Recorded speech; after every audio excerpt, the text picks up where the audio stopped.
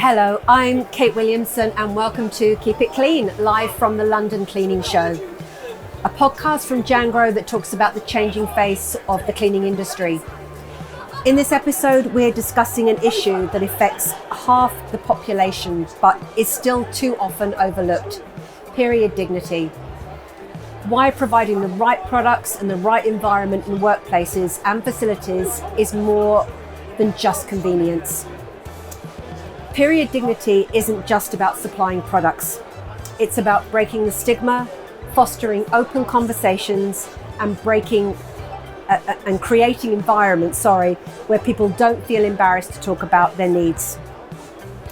Here to discuss this in more detail, I'm joined by Hannah Cole. Hi. Hannah is a National Account Manager at Time of the Month, a B certified corporation period care brand. Jangro is currently partnered with TOTM to provide sustainable period care products across our distributor network. TOTM was chosen as our supplier of choice for sanitary products, as the business really closely aligns with our core focuses of social value and sustainability. Hannah, welcome. Thank you so much for having me. That's all right. Thank you for joining us. Can you tell me a little bit more about your role at TOTM as an account manager? Of course. So I am very lucky to look after our workplace scheme. So I help distribution channels and cleaning companies all over the UK to be able to introduce this to their clients, and therefore to their clients sometimes to really bring in a free workplace scheme that enables people when they're caught short at work to have access to free period care. Excellent. Let's start, we'll just roll it back a little bit. So let's start with what period dignity means to you and why you think it's important for businesses to be taking this seriously in 2025. I think period dignity is so important, and I think it's at the core of a bigger thing around comfort. It's around comfort and care and how we are supported in something that is so normal. It's such a normal part of everyday life for, as you say, half the population.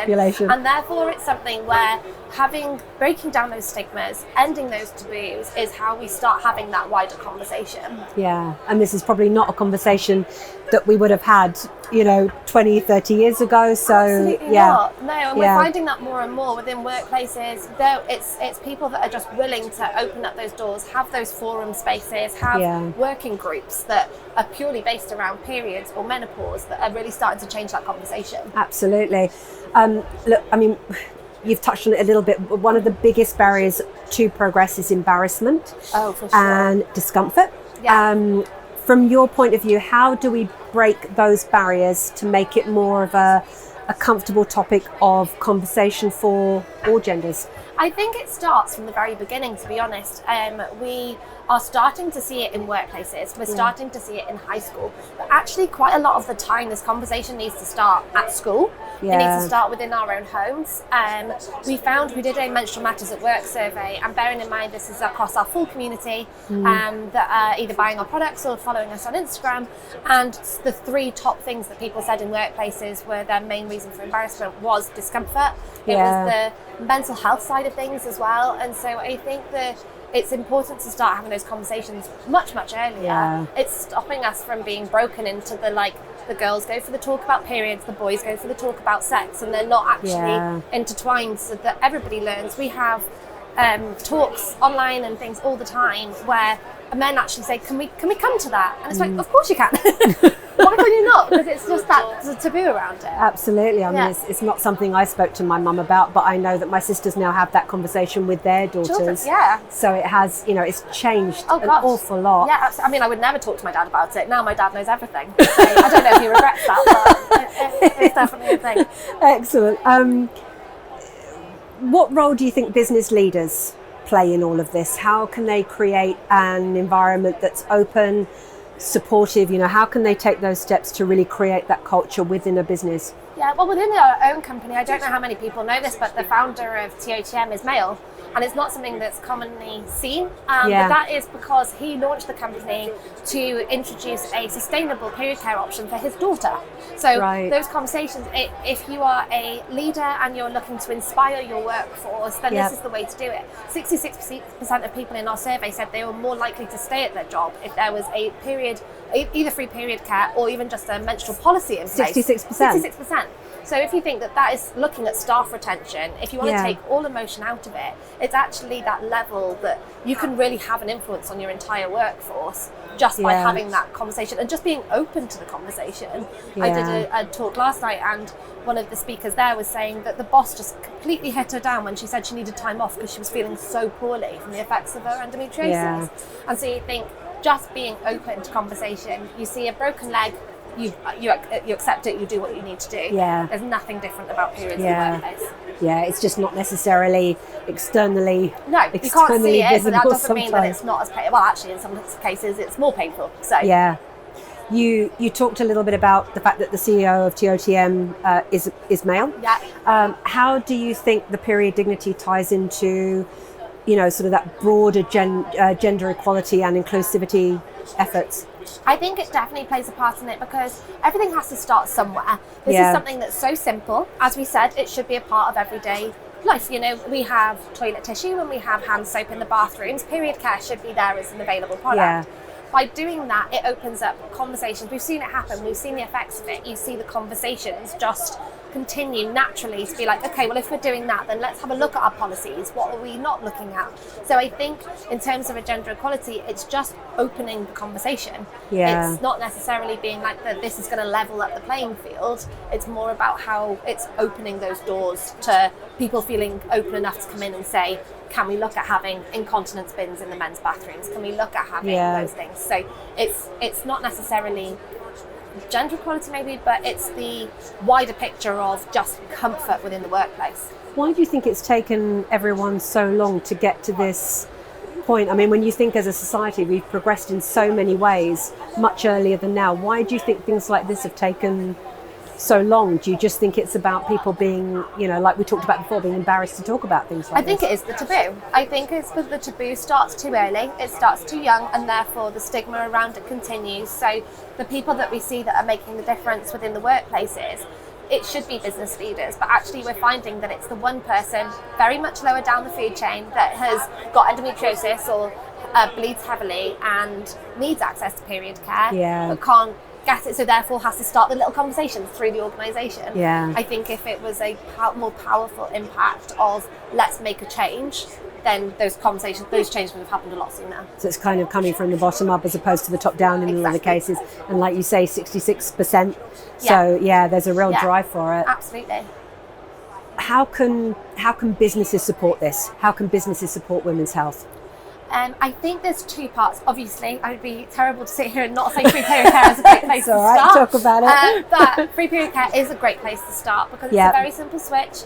It's a very simple, a lot of organisations still have paid vending units where who carries a pound coin anymore, but also on top of that, because I know I do, but also on top of that, it's then put in as like it's almost creating a taboo by saying it's there, but you got it, sort it out yourself. So this really opens it to say, no, we're really thinking about you and we're really including that.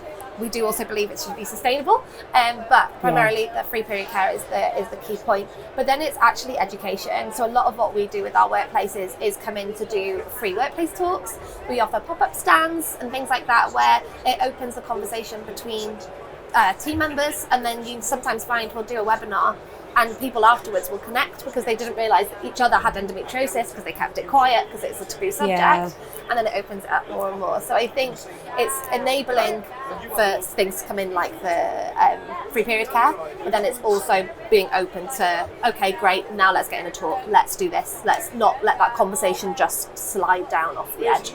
And you find that those workplace talks, you find that people do start to open up and have the communication. Absolutely, they're so engaged. Everybody always comes off really, they're having had really good engagement, and we always get asked lots of questions, and that's not just females jumping on the call. Men want to know how they can better support their daughters, better support their wives, how they can have that conversation when the daughter comes of the age of needing period care, and how he can help them going forward. So I think it just creates that space, and I think that's what's most important.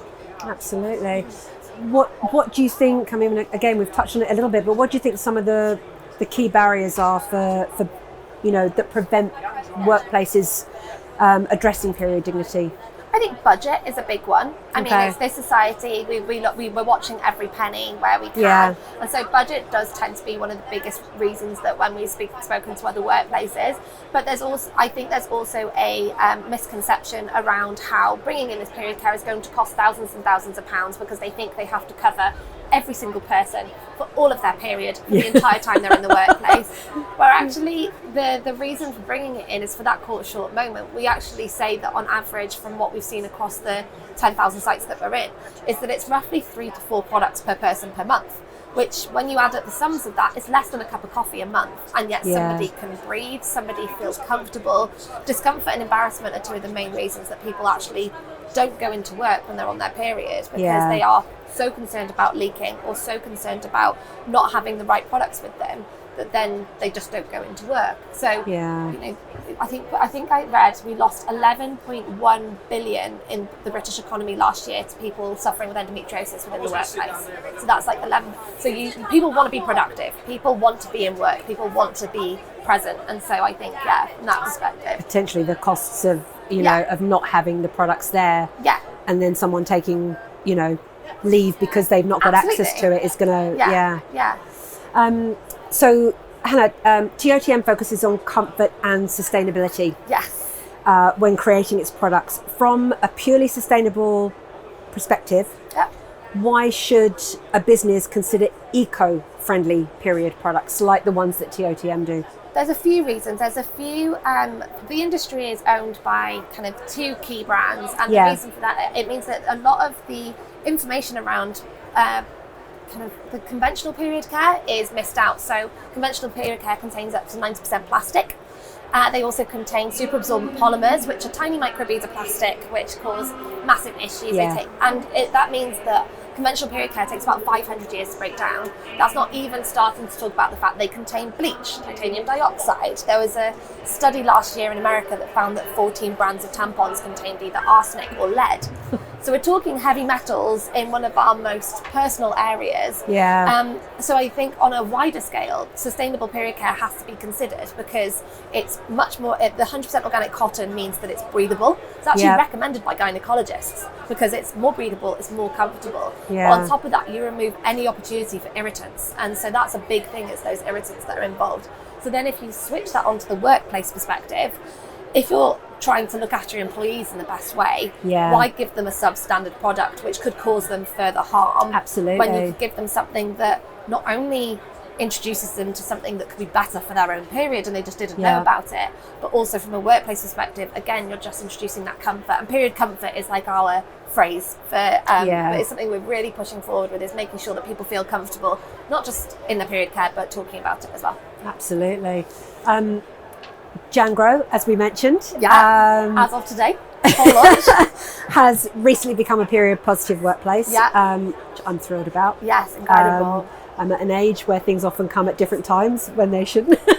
So I'm absolutely thrilled about it.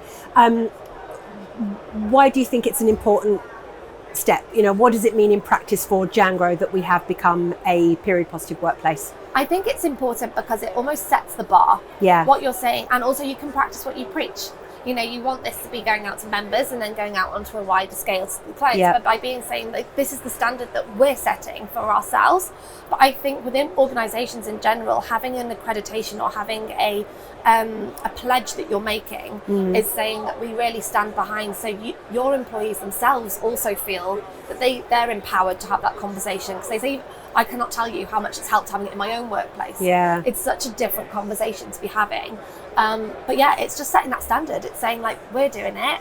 Let's all do it. So I mean, what advice would you give to a company if they came to you and said, oh look, we're thinking of doing this? What kind of guidance would you give them? In terms of the scheme or in terms of, so I think, as I say, starting with a sustainable period care brand is really, really important. Just because, as I said, the plastic and the fragrances and the bleach and everything, it's a great place to start. But it's introducing the full scheme and the full package, because I think it really just sets the level for employees to feel well and truly supported in what they're doing. Excellent. And as I said before, it's it's a strange thing for me. I would never have talked about this as a kid at school or anything like that, and yet here we are. Yeah, and we're doing it on a wider scale. There's people like Wessex, who's one of your members. Yeah. They've opted in with one of our cleaning companies to do things like gift a case, which is where we're donating case to they donate a box per case to In Kind Direct, who are then doing social value side of things as well. So they donate products to charities and organisations across the UK. They've got like 6,500 charities that they work with, so that we can start to impact period poverty just through the products that are being bought. So it really is just that bigger picture image of what can we do? We recover ocean plastic. We donate to Endo UK as part of the full scheme, not just here's a product, let us know when you want some more. There's a bigger picture to it. Exactly. Yeah, for sure. Excellent. Well, look, Hannah, that's it for this episode from Keep It Clean and the London Cleaning Show. Thank you again to Hannah from Time of the Month for joining me today, for sharing your really valuable insights. Let's keep the conversation, because periods should not be a taboo. No, not at all. Excellent. Nothing to hide. Thank you, Hannah, and we'll see you next time. Thank you.